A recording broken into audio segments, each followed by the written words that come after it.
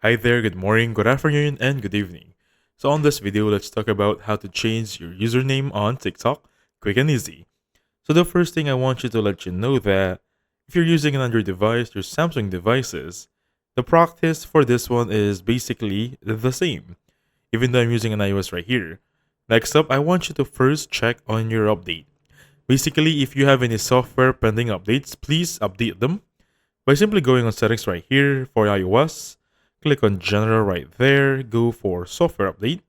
And as you can see, I have 18.5 running on my device.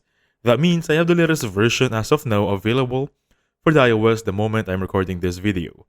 For Samsung, I'm not quite sure what's the latest version, but just go to settings and also, with that being said, next up, open up your App Store. Just making sure we have the latest version of TikTok also.